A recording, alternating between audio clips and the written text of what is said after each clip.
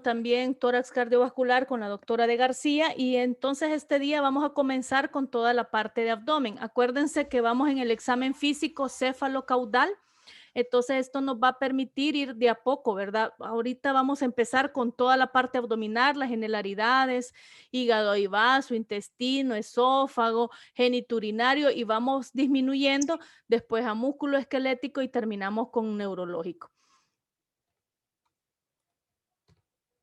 Voy a iniciar esta primera parte del examen físico de abdomen, la otra parte la vamos a dar el día miércoles. Por favor, si no termino, no hay problema, yo voy a continuar el día miércoles, voy a avanzar lo más que pueda y vamos a iniciar esta primera parte de abdomen con un poquito de recordatorio de anatomía abdominal. Acordémonos que el abdomen es la parte del tronco que está situada entre el tórax y la pelvis. Para efectos anatómicos, la pelvis no se toma en cuenta como el abdomen, pero a veces para temas clínicos sí tomamos en cuenta ciertos órganos pélvicos como parte del examen físico abdominal. Aquí en el abdomen se albergan la mayor parte de los órganos del tracto digestivo y parte del sistema urogenital porque otra parte pueden estar a nivel pélvico. Tiene paredes, la pared anterolateral está cubierta de las caras internas por el peritoneo parietal y sobre las vísceras hay otra cara, hay otra parte, vea una laminita que cubre las vísceras abdominales, que es la parte o la lámina visceral. Tenemos por otro lado lo que conocemos como cavidad peritoneal, que es un espacio virtual entre las paredes y las vísceras y que contiene líquido extracelular que lubrica las membranas. Los límites externos del abdomen, bueno, por arriba el límite es el reborde costal desde la base del apéndice sifoides hasta la séptima vértebra dorsal.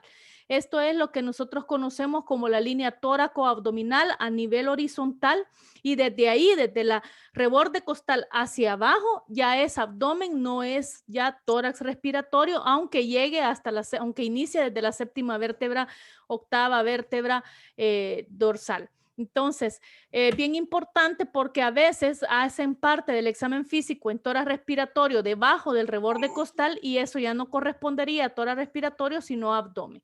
Por debajo tenemos que externamente se limita por otra línea que cruza desde todas las arcadas crurales, que pasa por las crestas ilíacas y llega hasta el promedio de la cuarta vértebra lumbar o L4 y a esta se le va a llamar la línea abdominopelviana.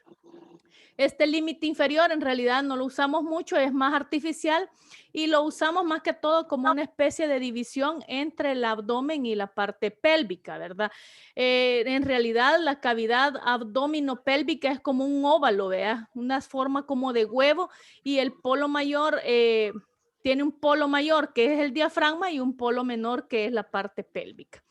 A nivel interno, los límites por arriba es la cúpula diafragmática, por debajo el estrecho superior de la pelvis y por detrás todo lo que es la columna vertebral.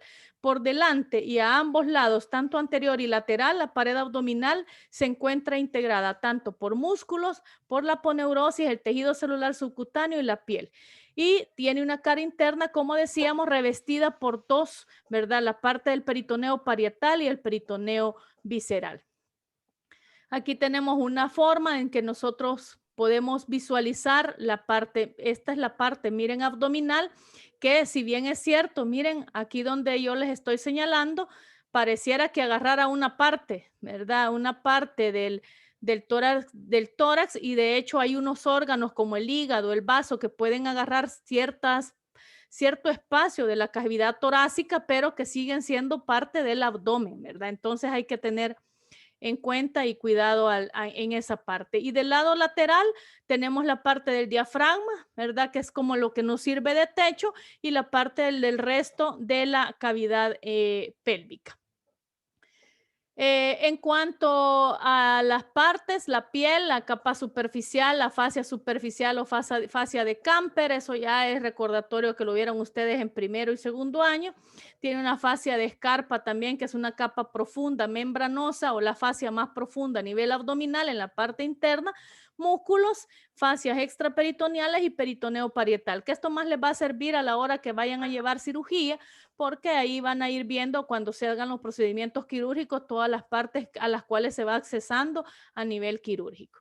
Y ahí tenemos este esquema en la cual como que si fuéramos desmembrando cada parte del abdomen, qué es lo que vamos a ir encontrando, la piel, la capa grasa o la fascia de Camper, ¿verdad? Que es la parte grasa y después de la piel, luego tenemos una capa membranosa, tenemos también los músculos oblicuo externo, oblicuo interno, el transverso y la fascia transversal. Y tenemos ya más internamente la fascia extraperitoneal o la capita que rodea los vísceras, el peritoneo parietal y luego el visceral, y ya tenemos expuesto todas las vísceras a nivel de la cavidad abdominal. Los músculos abdominales a nivel de la parte anterolateral, hay tres músculos planos, que es el oblicuo externo, el interno y el transverso del abdomen, y dos músculos verticales, que por eso es que hacen como una cuadrícula, que es el recto abdominal y el piramidal. Entonces ahí están los músculos que componen los oblicuos, externo e interno, los rectos, los pectorales, que hay una parte ahí que no están de 100% abdominales, más los oblicuos y los rectos, pero aquí están para que tengan una referencia torácica, los transversales y los tendones de unión que terminan creando como una especie de cuadrícula. Ahí tenemos otra línea o otro esquema donde están todas las partes musculares del abdomen, no me voy a detener en esto, y luego en la parte abdominal, cómo están dispuestos los diversos órganos, ¿verdad? El hígado, el estómago, el vaso, todo lo que es el colon transverso, internamente la gran cantidad, ¿verdad? Del intestino delgado, que es un órgano de los más voluminosos que tenemos a nivel de la cavidad abdominal. Tenemos aquí abajo ya la vejiga, que esto ya formaría parte de la parte pélvica y no tanto abdominal. Dentro de las partes del colon, el ciego, la apéndice, luego tenemos el colon transverso y el colon descendente como los órganos principales. Esto nos va a servir de la anatomía porque debemos dividir el abdomen por regiones para que nosotros clínicamente nos ubiquemos mejor en alguna patología o en el órgano afectado que podemos tener si nos encontramos con una normalidad en el examen físico. Así como la doctora de García les explicaba en el tórax respiratorio que hay líneas de referencia, línea media clavicular, línea axilar anterior, línea paraesternal, etcétera. También en el abdomen vamos a crear líneas de referencia. Esto nos va a servir, como les decía, para localizar los órganos, para localizar exactamente zonas dolorosas, patologías abdominales, etcétera. Ya vemos que hay varios órganos y que no están 100% solo en una parte del abdomen, sino que pueden llegar a cubrir áreas extensas abdominales. Y esto nos va a permitir a nosotros tener un mejor abordaje a nivel clínico de la patología que el paciente esté consultando. Con esto les estoy diciendo que siempre que nosotros evaluemos en el examen físico el abdomen, debemos de tener esta localización, esta división abdominal. No es que se la vamos a hacer al paciente, sino que mentalmente ustedes ya se la van a aprender y lo vamos a ubicar a la hora del examen físico, cualquier anormalidad que encontremos en el examen físico. La escuela, hay dos escuelas que dividen el abdomen, una en 4 cuadrantes y otra en 9 cuadrantes. La escuela anglosajona básicamente divide en 4, ¿verdad? Divide a través de una línea vertical media que atraviesa el ombligo y dos horizontales, ¿verdad? Que básicamente nos hacen que el abdomen se divida en 4 cuadrantes. Esta es la escuela anglosajona, pero ojo con esto, esta casi no la ocupamos, no es esta la que utilizamos.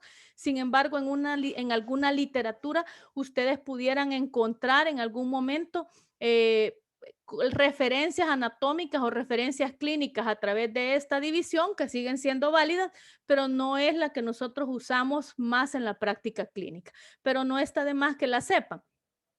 Tenemos básicamente dos líneas, una que cruza exactamente de forma vertical partiendo el ombligo y otra que cruza en la parte medial, dividiendo entonces el abdomen en 4 grandes cuadrantes: el cuadrante superior derecho, el cuadrante superior izquierdo, el inferior derecho y el inferior izquierdo.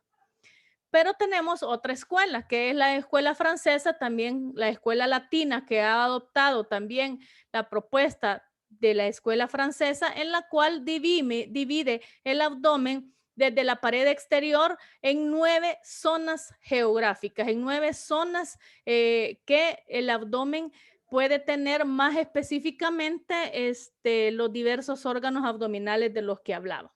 Entonces, esta escuela francesa o latina es la que nosotros usamos y es la que más se van a aprender ustedes a la hora que estén presentando un caso, a la hora que estén determinando alguna anormalidad a nivel abdominal, tienen que utilizar de mejor forma la escuela francesa o latina, en la cual dividen el abdomen en 9 áreas o en 9 cuadrantes.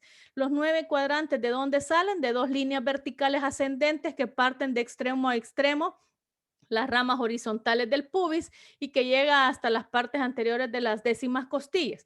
Y luego 2 líneas horizontales, una superior que cruza la décima costilla derecha con izquierda, y una línea horizontal inferior que se extiende de uno a otro lado de las espinas ilíacas anterosuperior. Entonces aquí tenemos, si ustedes se fijan, 9 cuadrantes, 2 líneas, una horizontal superior, una horizontal inferior y 2 líneas que cruzan básicamente de la parte izquierda y derecha. Tenemos entonces 9 áreas establecidas en nivel abdominal y cada una de ellas tiene un nombre, deben aprendérselo, pero esto es de memoria porque esto se le utiliza diariamente en la práctica clínica. Y vamos a comenzar con las áreas mediales. La primera, superior medial, se le denomina epigastrio. Ya algunos de ustedes han escuchado esta palabra, ¿verdad? Dolor en el epigastrio se llama epigastralgia, ¿verdad? Por ejemplo. Entonces ya no le decimos solo dolor en la boca del estómago, como le dice la gente, sino que nosotros como médico ya lo ubicamos en la zona en que está y le vamos a dar el nombre, por ejemplo, de epigastralia. Entonces, las 3 áreas mediales son el epigastrio, el mesogastrio y el hipogastrio. Repito, epigastrio, mesogastrio e hipogastrio. Y luego tenemos las zonas izquierdas, ¿verdad? Las zonas derechas, perdón, tenemos el hipocondrio derecho. Abajo del hipocondrio derecho, los flancos, el flanco derecho en este caso, y abajo del flanco las fosas ilíacas, sería la fosa ilíaca derecha. Del lado izquierdo, de la misma manera que en el derecho, a un lado izquierdo, el hipocondrio izquierdo, abajo el flanco izquierdo, y por último, en ya casi abarcando la zona incluso pélvica, sería la fosa ilíaca izquierda. Esto nos hace entonces 9 regiones importantes, que es, como les decía, las que utilizamos frecuentemente a nivel clínico. Y si ustedes se fijan en esta esquema que les acabo de poner, aquí vemos cuánta cantidad en cada cuadrito, aunque lo vemos pequeñito, pero cuánta información a nivel anatómico nos provee cada una de estas áreas. Por ejemplo, en el epigastrio tenemos que encontramos el lóbulo izquierdo del hígado. Tenemos el estómago, por eso es que la gente cuando le duele el estómago o siente una patología estomacal, se señala en lo que la gente dice, repito, la boca del estómago, que no es que el estómago tenga una boca, sino que es el área donde la gente se señala, porque justamente en el epigastrio se encuentra la mayor parte del estómago. Y luego tenemos también parte de la aorta y la cabeza del páncreas. En la zona umbilical, que es el mesogastrio, en el mesogastrio tenemos el epiplón mayor, la parte del mesenterio, el colon transverso y el intestino delgado, una buena parte, no solo ahí, sino que hay en otras áreas, y parte de la aorta. Por último, en el hipogastrio, ya en las zonas centrales, vamos a tener órganos más pélvicos, como es la vejiga y el útero en el caso de la mujer. A nivel derecho, en el hipocondrio derecho, tenemos el lóbulo derecho del hígado, la vesícula y las vías biliares, el ángulo hepático del colon y el riñón derecho. Si se fijan, miren que arriba está el riñón derecho, y la gente aquí abajo, ¿verdad? Se señala y dice, no, es que me duele el riñón, y se señala aquí en la fosa ilíaca derecha y nada que ver, ¿verdad? El riñón está bien arriba, y entonces aquí lo tenemos en el hipocondrio derecho. Luego en los flancos vamos a tener el colon ascendente que sube, las asas, parte de asas intestinales, que ya habíamos tenido también una parte aquí, y también parte del riñón derecho. No todo el riñón derecho está en el hipocondrio derecho, otra parte muy importante está en el flanco derecho, Y luego tenemos en la parte de la fosa ilíaca derecha, ya al final, el ciego y el apéndice, el anexo derecho en el caso de las mujeres, es decir, los ovarios y las trompas de falopio a nivel derecho y los ilion terminales. Para que para el lado izquierdo, en el hipocondrio izquierdo, nosotros tengamos el fondo del estómago, fíjense donde da la vuelta, el fondo gástrico, el vaso, el ángulo esplénico del colon, la cola del páncreas. Si se fijan, la cabeza está aquí, pero la cola termina. Sé que el páncreas abarca el epigastrio y el hipocondrio izquierdo. Y luego tenemos parte del riñón izquierdo. Para que en el flanco izquierdo nosotros tengamos el colon descendente, otra parte importante del riñón izquierdo y también asas o gran parte del intestino delgado. Y por último, en la fosa ilíaca izquierda vamos a tener el colon sigmoide y los anexos izquierdos en el caso de la mujer, que sería el ovario y las trompas de falopio. Aquí tenemos otra forma comparativa de ambas escuelas, ¿verdad? ¿Cómo les dije que se llamaba esta escuela? Esta que es en 4 cuadrantes. A ver, alguien que me diga. La anglosajona. Y esta de los 9 cuadrantes es la escuela francesa, ¿verdad? Francesa o latina, ¿verdad? En otros le dicen que es la escuela latina. Luego vemos ahí la comparación. Si ustedes se fijan, y nosotros lo haríamos aquí como cuadrantes, estos cuadrantes abarcarían más cantidad de órganos anatómicos y tal vez nos haría que nosotros tengamos como más amplitud de sospechas clínicas que cuando lo evalúas en órganos, en cuadritos más pequeños, donde vos lo que haces es delimitar un poquito mejor los órganos. Entonces también por eso usamos mejor estas. No se les olvide. No sé si les traía el ejercicio, creo que no les traje una para hacer el ejercicio. Y vamos a ir viendo un poquito ya con mayor celeridad qué hay en cada una de las zonas. En el epigastrio ya hablábamos un poco de eso, pero aquí les traigo con mayor incluso amplitud las partes que encontramos en el epigastrio. Encontramos el lóbulo izquierdo del hígado, no solo el estómago, el lóbulo derecho está en el hipocondrio derecho, pero el lóbulo izquierdo en la parte, del epigastrio. Luego tenemos la parte de la cara anterior del estómago, el antro, el píloro, ¿verdad? Sabemos, ¿cómo se llama? Sabemos que la otra parte del fondo está en el hipocondrio derecho.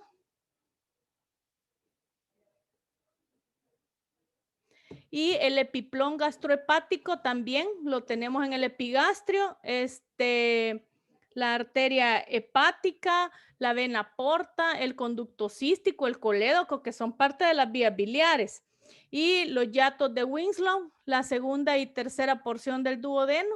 El páncreas está más en la zona epigástrica y la mayoría se toca en la parte del hipocondrio derecho y está más, una buena parte está la cabeza en el lado del epigastrio y la arteria mesentérica superior, el plexo solar, la columna vertebral. Vamos a ver, ahí tenemos otra parte de las regiones, el hipocondrio derecho, tenemos aquí el epigastrio, tenemos el hipocondrio izquierdo, luego tenemos los flancos, el mesogastro, el hipogastro y las fosas ilíacas, un poco para recordar lo que hemos estado diciendo. En el hipocondrio derecho,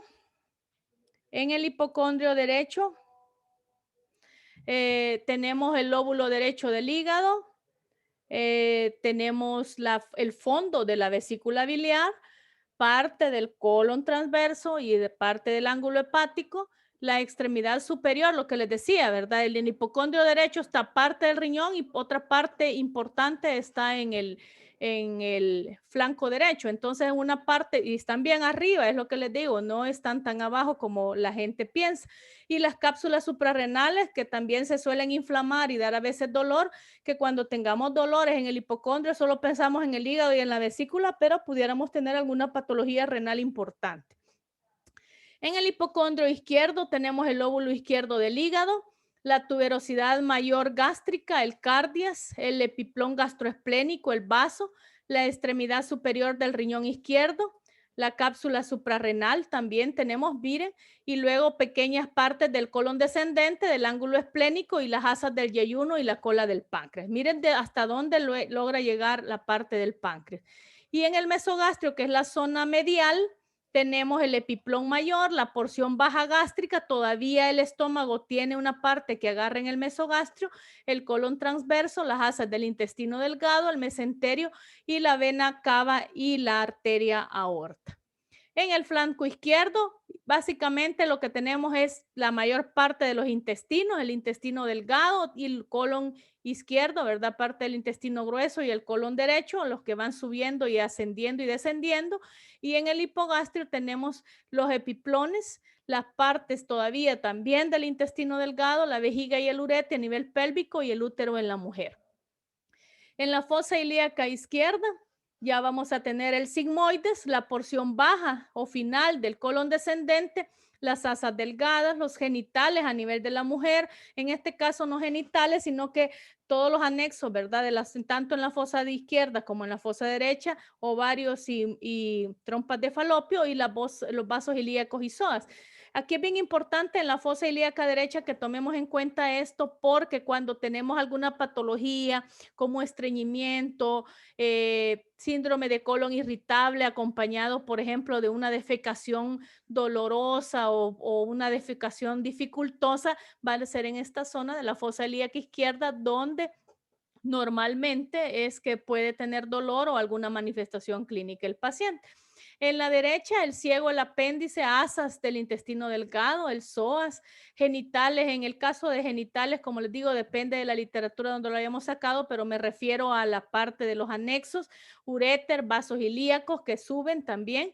Y también en la parte posterior, o sea, retro, peritoneal, tenemos todo lo que serían las áreas internas o renales, los riñones derecho, parte, ¿verdad? Del riñón derecho e izquierdo y la pelvis renal como el comienzo de los uréteres. Hasta ahí vamos a llegar en el tema de la anatomía del abdomen, que es lo más importante que nos debemos considerar las 9 cuadrantes. Voy a hacer el ejercicio en estos momentos que me digan cuáles son, a ver si entienden la pregunta, cuáles son los 3 cuadrantes superiores del abdomen. ¿Alguien que me lo quiera contestar? Los 3 cuadrantes superiores. Está el hipocondrio derecho, el epigastrio y el hipocondrio izquierdo. Y en el inferior, alguien más las 3 inferiores, ¿cuáles serían? Sería el hipogastrio y la fosa ilíaca derecha e izquierda. Y en la parte medial, ¿alguien más que me diga? El flanco derecho e izquierdo y el mesogastrio. Exactamente. Entonces, igual podemos decir, puedo hacerles la pregunta, por ejemplo, y decirles cuáles son los cuadrantes del lado derecho. Vaya, ¿quién me contesta esa? Es otra forma de preguntar. Vamos a ver. ¿Cuáles serían los cuadrantes del lado derecho del abdomen? Oigan la pregunta, a ver quién me la quiere contestar. Sería el hipocondrio derecho, Ajá. el flanco derecho y la fosa ilíaca derecha. Exactamente. Entonces, tienen que analizar bien cómo se les está preguntando y ubicarse en los 9 cuadrantes. Vamos entonces a iniciar.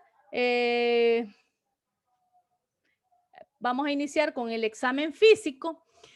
Como ustedes se acuerdan, el examen físico tiene 4 grandes métodos de exploración que, como lo hemos estado diciendo, dependiendo del área o de la zona donde nosotros estemos evaluando, no siempre se van a aplicar los exámenes físicos, sino que dependiendo del lugar. Pero en el tórax, como les decía la doctora, en el tórax respiratorio ocupamos las 4, en el tórax cardíaco también.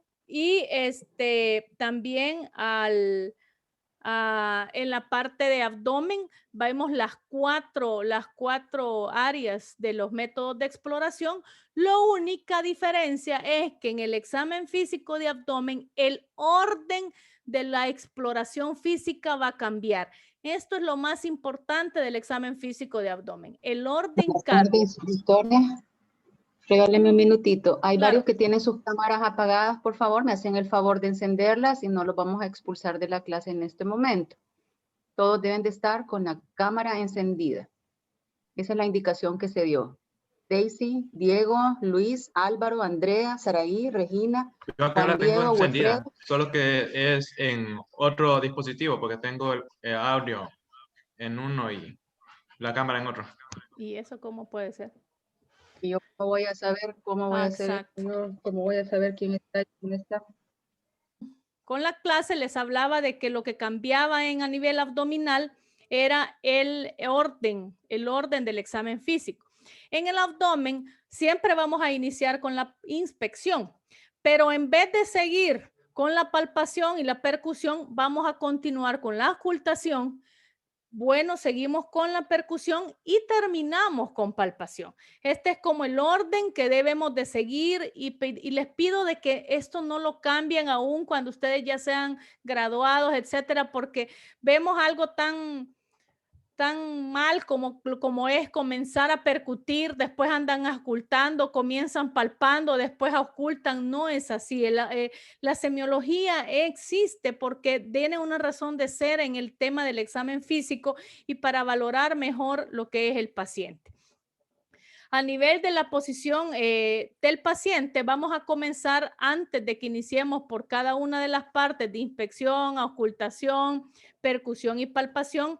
Quería comentarles por qué es que cambia, por qué cambia el orden del examen físico en el abdomen. Normalmente, uno de los signos y síntomas bien predominantes en el paciente que vamos a evaluar a nivel abdominal es el dolor. Si nosotros comenzamos después de la inspección, que solamente vamos a observar el abdomen y posteriormente solamente lo volvemos a palpar posterior a que lo evaluamos, entonces el paciente ya le vamos a crear cierta incomodidad, puede crear cierta resistencia abdominal, etcétera, y no nos va a dejar probablemente que continuemos con el resto del examen, como es la percusión y la auscultación. Entonces vamos con las partes que menos molestia le pudiera causar al paciente y terminamos con la parte de palpación, que generalmente es la parte que más información nos puede a veces brindar en la parte abdominal y que la dejamos al final precisamente para que una vez hemos evaluado las otras partes del examen físico, nos genere una mejor información si que el paciente haya algo subjetivo que nos impide realizar. Una de las cosas antes de que iniciemos, como les decía, a cada una de las partes del examen es algunas condicionantes, algunos requisitos que debemos de tener en el examen físico del abdomen. Uno de ellos es la posición del paciente. El paciente debe de estar siempre para evaluar abdomen en decúbito dorsal o en decúbito supino y con los brazos, como ven esta imagen, descansando a ambos lados del cuerpo con los miembros inferiores paralelos extendidos bien en reposo y lo vamos a examinar siempre como la mayor parte de los pacientes del lado derecho. Del lado derecho nos vamos a poner del lado derecho del paciente y esa es la parte donde nosotros nos vamos a ubicar para el examen físico. Entonces vamos a tener, como vemos aquí al paciente, con la cabeza extendida, la vamos a tener con los brazos hacia atrás y les estoy diciendo esto y les estoy haciendo énfasis porque la mayor parte de pacientes hacen esto, vea, como que están en la playa, como que están en la hamaca, como que están en la haragana. Entonces, ponen las manos así y esto no es correcto y se los digo por qué. Porque cuando tú haces este movimiento, aunque estés en decúbito dorsal, vas a contraer los músculos abdominales y vas a crear cierta resistencia abdominal que ya te puede perjudicar o que ya no te va a dar datos reales en el examen físico. Entonces, cuando el paciente se ponga en esta posición, tú bájale los brazos o indícale que tiene que poner los brazos a los lados de una forma amable, de una forma cordial, empática con el paciente. Si está con los brazos aquí o pone un brazo aquí, el otro abajo, le pides por favor que baje los brazos de una forma cordial para que puedan tener ustedes bien relajada esta parte abdominal. Luego otra cosa que es bien común en los pacientes es que doblan las piernas, ¿ve? Y las ponen en flexión las rodillas. Eso también no es correcto para evaluar el abdomen. Tienen que tener las piernitas estiradas y bien topaditas una con otra. Aquí tenemos lo que no lo que no debe de, no deben de tener en un paciente, en un paciente que van a evaluar a nivel abdominal, es lo que les decía, miren, cruzan las piernas, esta es otra costumbre bien común, cruzan las piernas, entonces no nos ajolotemos, no nos alborotemos, tratemos de hacer bien las cosas, un buen examen físico y entonces le vamos a mover las piernitas o le vas a pedir al paciente que las tope. Esta es otra cosa, vea que hiperextienden el cuello, esto tampoco es correcto. Son posiciones o posturas que aunque estén en decúbito dorsal no están correctas. Las recomendaciones, otras cosas que debemos tomar en cuenta a la hora de realizar el examen físico es que las áreas dolorosas que el paciente tiene, que ya te las ha indicado en la presente enfermedad, las vamos a dejar hasta la parte final del examen y siempre vamos a comenzar el examen físico por las zonas que estén más alejadas de él. Eso significa de que aunque tengamos un orden que seguir, esto podría cambiar dependiendo de las partes que más le molestan o las partes más dolorosas del paciente. No vas a iniciar por las partes del dolor, sino vas a iniciar por las partes alejadas y vas a terminar en las partes de dolor para evitar precisamente esta respuesta subjetiva del paciente al dolor. Debemos de seguir la expresión facial y el lenguaje corporal que el paciente haga durante el examen físico y esto es bien importante tanto en adultos como en niños. Es decir, hay que estarlo viendo al mismo tiempo que tú estás evaluando el abdomen. Fíjate en la cara del paciente, fíjate en alguna expresión, a veces mueven los hombros, levantan el tórax, no dicen ay, pero su lenguaje corporal te dice que hay una molestia que probablemente esté condicionada por el dolor, o en los niños al revés, ¿verdad? En los niños no sirve porque los niños dicen aquí me duele. Y cuando tú los miras y los estás examinando, por ejemplo, los estás palpando, no hacen ninguna expresión de dolor ni te dicen nada. Y a veces los niños pues suelen mentir a veces o confundir áreas, por ejemplo, de dolor. Entonces lo que tenemos que hacer es estarlo examinando o estar hablando con ellos, viéndole sus expresiones y dependiendo de lo que donde ellos dicen que les duele, si no hacen ninguna expresión de dolor, probablemente no sea cierto las zonas donde ellos indican. Mantengan al paciente tibio, ¿verdad? Porque los cambios de temperatura a la baja, ¿verdad? Es decir, que esté muy frío el consultorio, mucho aire acondicionado, entonces pueden tener al paciente con alguna manta, con alguna sábana en las piernas o cubrirles el abdomen mientras ustedes van a iniciar el examen físico porque lo heladito genera tensión abdominal. La habitación debe de estar cálida, las manos del examinador cálidas y si no, tienen que frotárselas, ¿verdad? Porque si están muy heladas, entonces frótense las manos antes de comenzar a tocar al paciente y también el estetoscopio, frótenselo en la palma de la mano para que no esté tan helado y eso le va a causar, ¿verdad? Una reacción al paciente. Entonces, teniendo en cuenta estas indicaciones previas al examen físico, vamos a iniciar con la inspección. En la inspección, lo primero que vamos a hacer es también observar la actitud del paciente. Cómo llegó el paciente, cómo está el paciente mientras tú lo estás historiando a nivel de la presente enfermedad, los antecedentes, etcétera. Mientras estás desarrollando la anamnesis, tú también tenés que empezar a observar la actitud del paciente. Y estos detalles nos van a servir a la hora de la inspección. Si tienen o el paciente está en posiciones mahometanas, que ya la conocemos, clásicas también de pericarditis, pero también a nivel abdominal, el paciente toma esa posición en casos de pancreatitis. A veces los pacientes están inmóviles o tienen respiración superficial, se ven como cansados, ¿verdad? Y esto puede ser signo de peritonitis. El paciente no se quiere mover y no se quiere mover porque al moverse le genera dolor. Entonces está inmóvil, pero al mismo tiempo cansado, puede ser signos incluso o se ve frecuentemente en casos de peritonitis. También pueden haber pacientes muy inquietos que necesitan estarse moviendo, se sientan, se bajan, se acurrucan, se acuestan, se tiran al suelo. Esto lo vemos bien clásico en las salas de la emergencia antes que el paciente ha llegado al consultorio como tal, que el paciente se está moviendo, se tira, se avienta, se siente en la silla de ruedas, se siente en la camilla, está muy inquieto y esto normalmente es porque el paciente anda buscando un alivio para dolores tipo cólico, que pueden también indicar incluso cuadros obstructivos de vísceras huecas.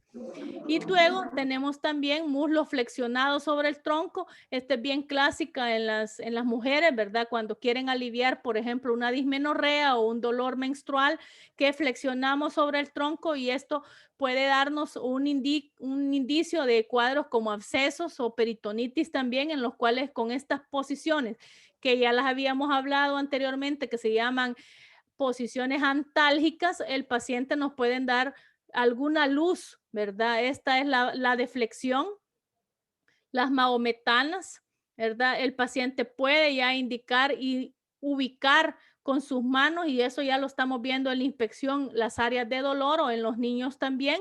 Vean las expresiones, ¿verdad? Eso no se puede fingir, las expresiones de dolor. Y entonces, cuando nosotros vamos a inspeccionar el abdomen, tenemos que observar, una de las primeras cosas es la forma del abdomen. El abdomen puede ser básicamente de dos formas: o es un abdomen plano o es un abdomen distendido o globoso. La mayor parte, cuando son distendidos o globosos, también podemos tener diversos tipos de abdomen, y podemos tener un poco distendido, o Argente menciona también la presencia de panículo adiposo, es decir, cuando tenés el abdomen prominente por obesidad. El aspecto de la piel, la presencia de cicatrices, también debemos verla. Si hay trayectos fistulosos, estrías cutáneas, sobre todo la vemos en las mujeres o en las mujeres posparto, podemos encontrar estrías cutáneas que quedaron como señales de cicatrices del estiramiento del abdomen en el embarazo. Manifestaciones hemorrágicas, pilificación, es decir, la cantidad de pelo, que obviamente ustedes saben va a haber más pilificación en el hombre que en las mujeres, el aspecto y la forma del ombligo y la presencia de circulación venosa subcutánea. Me voy a regresar entonces de datos que nosotros vamos a consignar en la historia clínica respecto al examen, que si el abdomen es plano, o la forma del abdomen, vea, plano, distendido, globoso. También vamos a ver la presencia de panículo adiposo, que ya nos va a dar una forma del abdomen, el aspecto de la piel del abdomen, si hay cicatrices, si hay lesiones, etcétera, presencia de alguna cirugía, trayectos fistulosos, o por ejemplo puede tener el paciente procesos quirúrgicos externos como una colostomía, ¿verdad? Y la vemos ahí en la inspección, estrías en la cutáneas, tanto en hombres o en mujeres, porque acuérdense que las estrías no solo se dan también en el embarazo, se dan mucho en aquellos pacientes que han tenido algún sobrepeso y que posteriormente bajan de peso, a veces muy rápido, entonces pueden presentar estrías cutáneas. Manifestaciones hemorrágicas, petequias, equimosis en nivel abdominal, la pilificación o presencia de pelo, el aspecto, la forma del ombligo y presencia de circulación venosa. Vamos entonces a hablar de la piel. En la piel del abdomen, vemos el abdomen, lo tenemos ahí enfrente. ¿Qué vamos a evaluar? La coloración. Podemos tener también pacientes con ictericia, es decir, coloración amarillenta del abdomen. Podemos tener pigmentación bronceada, ¿verdad? Ese color café, ¿verdad? Café achocolatado, y no es porque ha ido al mar, ¿verdad? Todo el fin de semana, sino que el paciente mismo comienza y te dice, he visto cambios en la piel y aquí tengo esta piel. Se da normalmente, por ejemplo, en enfermedad de Addison, presencia de petequias, ¿verdad? Presencia de otras lesiones como equimosis, ¿verdad? Etcétera. Lesiones a veces también de traumas, pueden ser equimosis, petequias, etcétera. Estrías, que las estrías también tienen diferentes colores, dependiendo si son recientes o si son antiguas. Las que son como un color celestito, ¿verdad? Un poco brillantes, suelen ser más recientes, y las que son bien blanquitas suelen ser más antiguas. También vamos a ver en la piel manchas equimóticas. Eso lo podemos encontrar ya sea por traumas, por pancreatitis, equimosis que vemos, ya lo vamos a ver en las fotos, equimosis en los lados, por ejemplo, que puede ser signos de pancreatitis, rupturas esplénicas o del vaso, embarazos ectópicos rotos que pueden darnos manchas equimóticas, los mismos traumas, incluso hemos tenido casos en que tenemos equimosis en el abdomen por violencia intrafamiliar, ¿verdad? Patadas y cuestiones de estas que pueden estar sujetas a trauma. Y cicatrices posquirúrgicas que también vamos a encontrar. En el abdomen normal, ¿cómo lo vamos a encontrar? El abdomen normalmente es simétrico a cada lado de su línea media. Normalmente no debe de haber un aumento de volumen visible. En pacientes delgados puede verse la pulsación incluso de la aorta abdominal más o menos ahí a nivel del epigastrio y en la línea media. Incluso algunos que son muy delgaditos podemos llegar a ver hasta movimientos peristálticos, pero sí tenemos que hacer una buena diagnóstico diferencial y que no se vuelva un cuadro obstructivo intestinal porque se pueden ver movimientos peristálticos así, pero generalmente, como les digo, en pacientes muy delgados. No deben haber lesiones, generalmente deben nada más las cicatrices quirúrgicas que el paciente, por pues, procesos que el paciente pudiera haber tenido. La respiración abdominal, acuérdense, es más abdominal en hombres y en niños y menos abdominal en mujeres porque en mujeres es más torácica. La forma, hoy sí entremos ya en la forma como tal. La forma puede ser diferente, ya dijimos, y va a depender también de la edad, del peso, de la talla del paciente, de la misma constitución corporal, si el paciente también practica algún tipo de ejercicio, son atletas o practican ejercicios, o también puede haber cambios en la forma del abdomen por patologías como masas, tumores, presencia de líquido abdominal en el caso de ascitis, también distensiones, vea, grandes abdómenes distendidos llenos de aire, que a eso se le llama meteorismo cuando hay gas aumentado en el intestino, o porque incluso el mismo embarazo hace que haya un cambio en la forma del abdomen. Podemos tener entonces abdomen ascíticos, embarazos, aumentos abdominales también por panículo adiposo. Si vemos una persona con un gran abdomen y el paciente gordito, obeso, entonces esto generalmente se causa por aumento de panículo adiposo y así lo van a poner en la historia clínica. Forma del abdomen globoso por panículo o aumento de panículo adiposo. Argente menciona, y este cuadrito les recomiendo yo que se lo aprendan bien y que lo traten de entender. Esto es como que veamos de lado diferentes tipos de abdomen. Miren, este Argente lo tiene y como les repito, les recomiendo que lo evalúen bien porque siempre se lo suelo poner en los exámenes. Entonces, este es como que veamos de lado, las formas del abdomen, cómo vemos de perfil el abdomen. Entonces, tenemos en primer lugar cuando tenemos distensiones generalizadas, ¿vea? Entonces es una montañita que vemos aquí en el abdomen, pero es una montañita, como decimos en buen salvadoreño, pareja, ¿verdad? Es una distensión generalizada con el ombligo invertido, ¿eh? Generalmente, ¿dónde vamos a encontrar este tipo de abdomen? En obesidad o cuando hay distensión por gases, ¿vea? Tenemos demasiado gas intestinal, entonces se nos infla el abdomen y tenemos este tipo de abdomen. Luego tenemos el otro tipo de abdomen cuando tenemos una distensión más que todo de la mitad inferior, ¿verdad? De la mitad, aquí en la B es una distensión ya generalizada, pero la diferencia con este es el ombligo, ¿vea? El ombligo, esto es clásico cuando tenemos protrusión del ombligo. En la distensión generalmente podemos tener ascitis, presencia de masa, tumores o incluso la misma hernia umbilical. Y luego en este otro que tenemos aquí, ya tenemos un abdomen no distendido, sino que por el contrario, un abdomen deprimido que lo podemos encontrar clásicamente como que fuera un tobogán, ¿verdad? En pacientes desnutridos. Y este otro que tenemos una distensión, pero si se fijan solamente en la mitad inferior del abdomen y en la otra parte del abdomen está, digamos, normal. Casi siempre esto se da cuando inicia el embarazo, en los primeros 2 trimestres del embarazo, o también por tumores de la zona pélvica en los ovarios o incluso a nivel uterino. Este otro es como un poco irregular y tenemos más que todo distensión en el tercio inferior, ¿verdad? Pueden ser por cuadros uterinos en el caso de las mujeres, en el aparato reproductor femenino, por distensión vesical en el caso de que no hayas ido a orinar y tenés este globito ¿verdad? Y solo este pedacito tenés distendido, entonces eso pues se llama y le decimos nosotros en la parte clínica como globo vesical, globo vesical. Entonces este es como un globo vesical. ¿Y a qué se refiere el globo vesical? Que tenés una gran cantidad de orina en la vejiga y las tenés que ir a evacuar. Entonces anda a orinar y luego va a bajar automáticamente, no es algo patológico.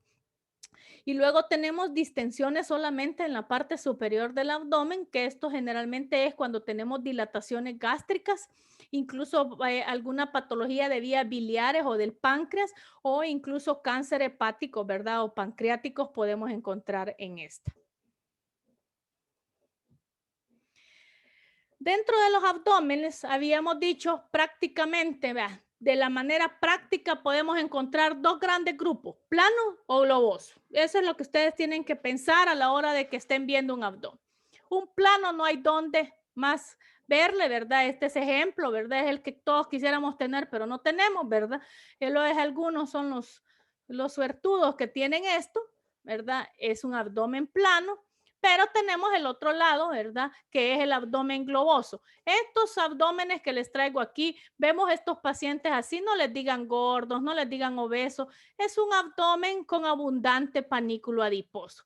En el hombre, ustedes saben que la distribución de la grasa se va hacia los lados y en cambio en la mujer se tiende a concentrar, ¿verdad? En la parte medial y luego se va hacia la parte también de las caderas, una parte, pero casi siempre en la mujer tenemos este como cuadrado, ¿verdad? Que se concentra en la parte medial. En cambio, en el hombre se va más y se desplaya hacia los lados, pero ambos son aumento de panículo adiposo.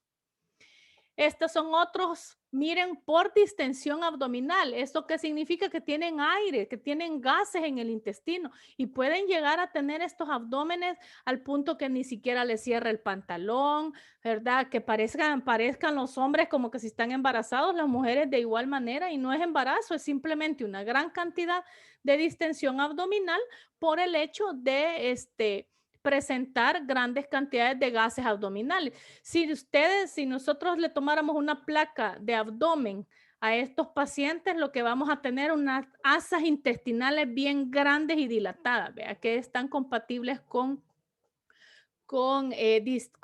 cantidad de aire en el intestino.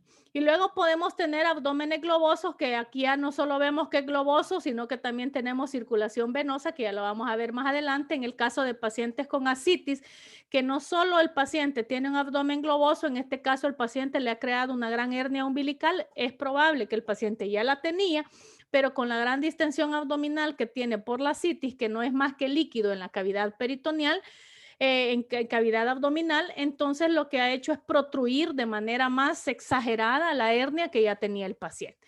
Esta es una mujer, ¿verdad? Miren cómo está llena de líquido, ¿verdad? Y esto probablemente lo vemos así por la historia clínica, sospechamos que es una ascitis, donde lo vamos a terminar de comprobar tanto en la percusión como en la palpación. Luego tenemos estos otros abdómenes que se consideran planos, pero que los tienen que ya diferenciar. Estos son clásicos de pacientes caquécticos, son abdómenes excavados, ¿verdad?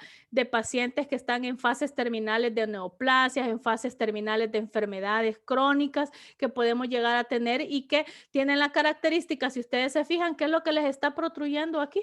Donde les estoy señalando. ¿Qué les protruye? Igual aquí. El hígado. No, el hígado no. ¿Qué es lo que les está protruyendo? El reborde costal. Ahí no podemos ver el hígado, pues. Entonces les protruye el reborde costal y las espinas ilíacas. Miren, también. Entonces, claro, estas dos protrusiones es como que hicieras un huequito, vean, y les hace una especie de hueco en medio del abdomen. Y estos abdomen, cuando ustedes los encuentren, ustedes lo van a consignar en la historia clínica como un abdomen excavado. Y el del embarazo, que es un abdomen muy particular, si ustedes se fijan, tienen una forma muy especial, generalmente va hacia el centro, ¿verdad? El crecimiento casi nunca a los lados, aunque la paciente sea un poco gordita y esté embarazada, siempre va a tender un abdomen con crecimiento hacia el centro, ¿verdad? Y un poquito más en los tercios inferiores que en los tercios superiores. Este es otro abdomen distendido, ¿verdad? aquí no podemos distinguir exactamente si es por ascitis. Este paciente, si no me equivoco, era por una masa, ¿verdad? Solamente vos vas a decir que es un abdomen globoso, ¿verdad? No sabes si es dependiendo de la historia clínica, puedes sospechar la causa, pero en este sentido, si ustedes se fijan, aquí estamos en una sala de operaciones, entonces están listos ya para que le abran este abdomen al paciente. Este es un abdomen distendido por una gran masa, un mioma uterino, ¿vea? Una gran masa abdominal de esta paciente que es mujer, vea. Aquí están incluso las mamas. Entonces, es un gran mioma, pero mioma enorme, ¿verdad? Uterino, que le ha hecho que se vea de esta forma su abdomen, pero como esto solo es inspección, no podemos saber, no lo estamos tocando, no sabemos que es una masa, tal vez por la historia clínica luego lo sospechamos, pero ahorita lo único que vamos a poner en la inspección es que es un abdomen distendido. Y luego tenemos un abdomen globoso. El abdomen globoso, en niños es normal. El abdomen en el niño es así, ¿ves? Como una pelotita, como que fuera un huevo, vean, no es una pelotita tan redonda, es un abdomen globoso que se va también hacia los lados. Es normal en los niños, en los lactantes es normal. Su abdomen en el niño es normalmente globoso. Este es otro caso para que ustedes vayan distinguiendo cómo pondrían en la historia clínica. Es un abdomen globoso por aumento o por panículo adiposo. Este es otro abdomen globoso por masas abdominales. Aquí se ve casi evidentemente la masa, ¿verdad? Pero si no lo pueden distinguir, con que pongan que globoso es suficiente. Y tenemos este abdomen globoso, probablemente una ascitis, acompañado de otra alteración que es la circulación venosa complementaria, que vamos a hablar más adelante. Otros abdómenes, que en caso es un niño que nacen y pueden tener estas protrusiones, unas hernias umbilicales congénitas, ¿verdad? Y que tiene un abdomen globosito, si ustedes se fijan, como lo es normal, pero acompañado también de una hernia umbilical, que son pues curables a nivel quirúrgicamente. Pero aquí tenemos otros, ¿verdad? Globosos por panículo puede ser, pero con grandes hernias, ¿ve? Hernias umbilicales. Y si se fijan este paciente, ¿qué le llama la atención en la piel? ¿La considerarían normal? ¿Hola? ¿Se fueron? ¿Qué le llama la atención a la piel de este abdomen? ¿Creen que es una piel normal o tendrían que ponerle alguna característica? Ajá. El eritema, tal vez. Tiene eritema, pareciera que fueran petequias ahí también, ¿verdad? Pero es un abdomen que a nivel, lo que me importa ahorita es que distingan este de este. Por ejemplo, ambos tienen hernia, claro, que este tiene una hernia bastante importante, ¿verdad? Pero que tiene una alteración en la piel, ¿verdad? Un montón de manchas, ¿verdad? Manchas a nivel rojizo, pareciera un eritema, ¿verdad? Parecieran estas más rojitas, como que fueran petequias. Podemos tener, sí. Una pregunta con la diapositiva anterior. Sí. Fíjese que mi papá está padeciendo de colelitiasis, entonces me han dicho de que es normal que tenga como petequias, que le salgan. ¿No sería probable que también el paciente esté sufriendo de eso? O sea, el que me está mostrando, el que está señalando. No, se puede dar por la misma distensión abdominal. Si se fijan, tiene distensión abdominal, ¿verdad? Entonces, las petequias pueden alterar, puede haber en este paciente por estas petequias, y esta alteración a nivel de la piel, en el caso de tu papá, tendrían que evaluarle todas las vías biliares y evaluarle la parte hepática, porque a veces pueden haber alteraciones de los factores de coagulación que nos pueden estar dando estas alteraciones que se llaman purpúricas. Más adelante, en el tercer registro, lo van a ver ustedes cuando yo les dé el síndrome purpúrico. Entonces, son alteraciones purpúricas de la piel que generalmente responden a alteración en los factores de coagulación. Cuando tenemos alteraciones a nivel de las vías biliares como una colelitiasis, hay que evaluar todo, ¿vea? Páncreas, hígado también, porque a lo mejor puede haber algún proceso inflamatorio o algo que nos pueda dar estas petequias, ¿verdad? O que la misma concentración de bilis nos esté provocando este tipo de alteraciones en la piel. En el caso de tu papá, en el caso de este paciente, yo podría a lo mejor sospechar que tiene esta gran hernia abdominal, este gran este gran abdomen distendido y tendría que evaluarle ya en el resto del examen físico la parte hepática, la parte biliar, etcétera, para ver si esto que tiene aquí no responde, no es a la hernia, sino que a otra patología asociada a lo que tiene. No sé si contesto tu respuesta. Sí, Pregunta. gracias, doctora. Ok. Bueno, y también podemos tener estas otras cosas, ¿vea? Es decir, aquí que tengan ya hernias incisionales. ¿Qué significa? Que sobre una cicatriz, un procedimiento quirúrgico anterior, el paciente pueda llegar a tener una hernia, es decir, se rompió donde tú reparaste a nivel interno abdominal y de justamente donde están las cicatrices podemos tener estas grandes pelotas que entre más distendido esté el abdomen del paciente, más se le va a evidenciar más se va a evidenciar la hernia del paciente. Entonces, estas las van a poner ustedes como hernias incisionales en la presencia, por ejemplo, en el caso del abdomen, presencia de una hernia incisional y la ubican, ¿verdad? Aquí puede ser parte del mesogastrio, la parte tal vez quizás de los flancos y del epigastrio quizás, es bastante grandecita. Entonces ubican dónde está, la ponen en la historia clínica y aunque esto ya es un diagnóstico, pero es tan obvio y evidente que no necesita como mayor cosa que poner lo que es. Me voy a quedar aquí en la parte de la inspección del abdomen. Voy a continuar el día miércoles con la otra parte que nos falta hasta que lleguemos a la parte de la palpación. No sé si tienen alguna pregunta.